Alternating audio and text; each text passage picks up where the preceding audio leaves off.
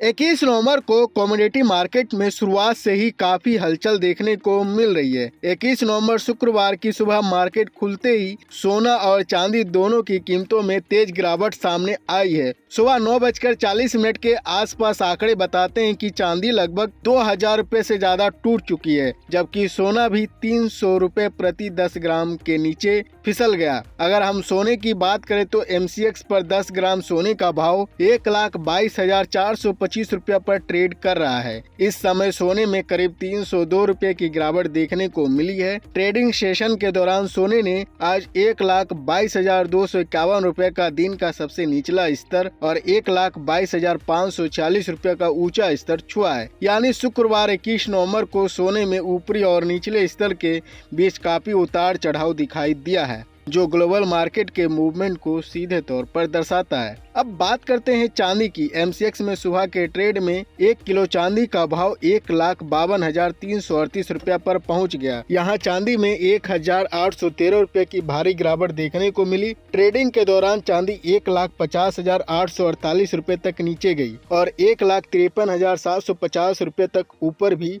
गई। इस उतार चढ़ाव से साफ पता चलता है कि ग्लोबल प्रेशर और डॉलर इंडेक्स की मजबूती का सीधा असर चांदी की कीमतों पर हो रहा है। ट्रेडर्स के मुताबिक अमेरिकी बाजारों में कमजोरी, फेड की सख्त नीति और अंतर्राष्ट्रीय स्तर पर बेचवाली का माहौल, इन सब का असर भारतीय कमोडिटी मार्केट में साफ दिखाई दे रहा है। अब नजर डालते हैं देश के प्रमुख शहरों में सोना और चांदी के दामों पर। पटना, जयपुर, कानपुर, लखनऊ, भोपाल, इंदौर, चंडीगढ़ और रायपुर, इन सभी शहरों में 24 कैरेट सोने का भाव 1,22,540 रुपये से 1,22,710 रुपया प्रति 10 ग्राम के बीच नजर आ रहा है। वहीं चांदी की कीमतें 1,52,210 रुपये से लेकर 1,52,440 रुपये प्रति किलो तक दर्ज की गई। यानी देश भर में सोने चांदी के दाम लगभग एक समान ट्रेड कर रहे हैं। हल्का फुल्का फर्क सिर्फ टैक्स और मेकिंग चार्ज के कारण देखने को मिलता है।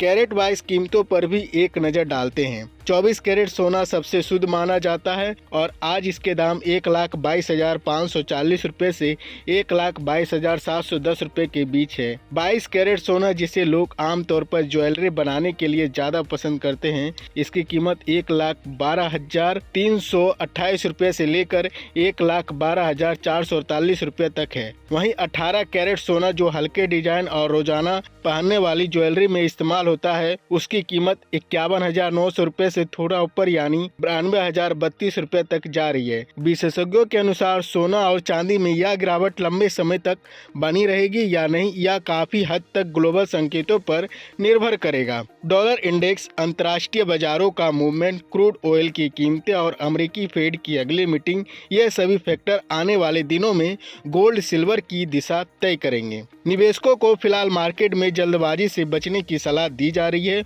और कहा जा रहा है कि किसी भी बड़े निवेश से पहले एक बार ग्लोबल ट्रेंड को जरूर समझा जाए। आज के सेशन में सोना चांदी दोनों में कमजोरी है, लेकिन ट्रेडर्स ये भी कह रहे हैं कि अगर अंतर्राष्ट्रीय स्तर पर थोड़ी भी रिकवरी आती है तो कीमतों में तेज रिबाउंड भी देखने को मिल सकता है। फिलहाल बाजार यही संकेत दे रहा है कि ट्रेडिंग में सावधानी ही सबसे बेहतर रणनीति है।